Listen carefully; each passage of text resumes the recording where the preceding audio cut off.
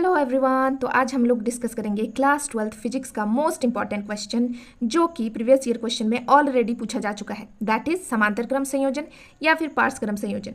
दोनों नाम आपको पता होना चाहिए कि पता नहीं एग्जाम में किस नाम से पूछ लिया जाए, तो एटलीस्ट आपको पता तो होगा ना कि दोनों सेम है। अब सबसे पहले इसका डायग्राम मैंने यहाँ पर ऑलरेडी बनाया हुआ है ताकि अपना देश समय नष्ट ना हो। कौन कौन है जिसको बंगाली समझ में आता है, please write on the comment box. अच्छा, सर्किट मैं आपको समझा देती हूँ, ठीक है। इसके पहले वाले वीडियोस अगर आपने नहीं देखा है तो डिस्क्रिप्शन बॉक्स में लिंक है, आप वहाँ से देख सकते हैं। चलिए, हमारे पास 3 ही प्रतिरोध है, R1, R2, R3, और इन प्रतिरोधों में से I1 धारा, इसमें I2 और इसमें I3 बह रही है।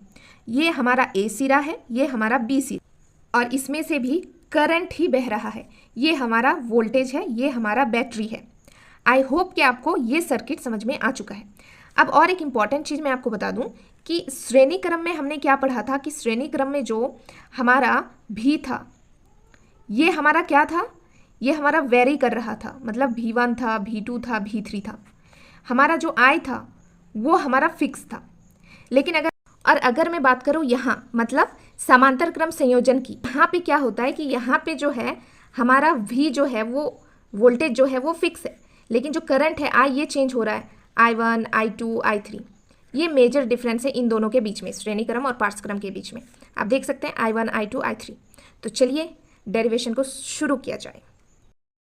यहाँ पे भी हम ओम के नियम का ही इस्तेमाल करेंगे। तो हम लिखेंगे ओम के नियम से। ओम के नियम से हमें क्या पता है guys, V is equal to IR।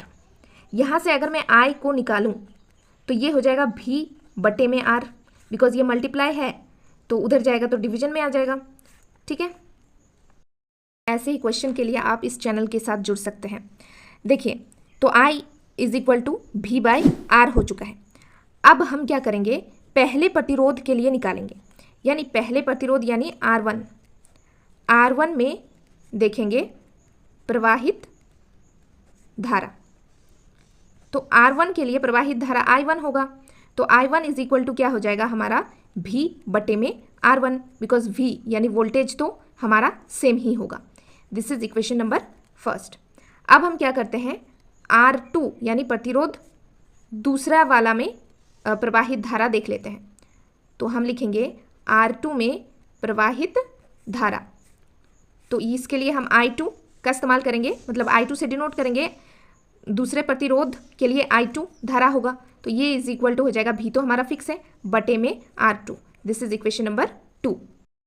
अब हम क्या करेंगे, तीसरे प्रतिरोध यानी R3 में प्रवाहित धारा ये देखने वाले हैं।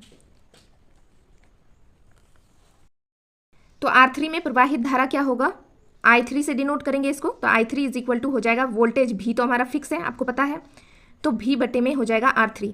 This is equation number 3। अब हमें पता है सर्किट से, तो हम लिखेंगे परिपथ से हमें क्या पता है कि जो I है ना, ये I1 plus I2 plus I3 के बराबर है। क्यों? अगर आप सर्किट को ध्यान से देखें तो ये जो I1 है, I2 है, I3 है ना, ये तीनों धाराएं एक ही स्रोत से निकल रही है। तो इसका अल्टीमेटली हम लिख सकते हैं इससे कि I इज इक्वल टू हो जाएगा I1 plus I2 plus I3। अब हम लिखेंगे समीकरण 1, 2 और 3 से।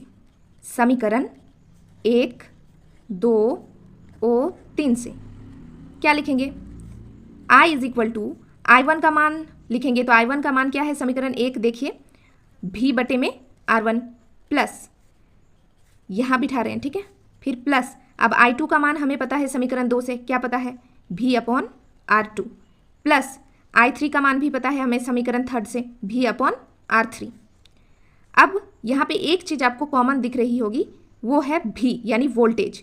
तो मैंने आपको पहले ही बताया था कि समांतर क्रम संयोजन में यानी पार्श्व क्रम संयोजन में हमारा जो V है, वोल्टेज है, वो फिक्स होता है, और जो हमारा करंट है वो वेरी करता है ना। तो यहाँ पे हम एक काम कर सकते हैं नेक्स्ट स्टेप में कि V को हम कॉमन ले सकते हैं।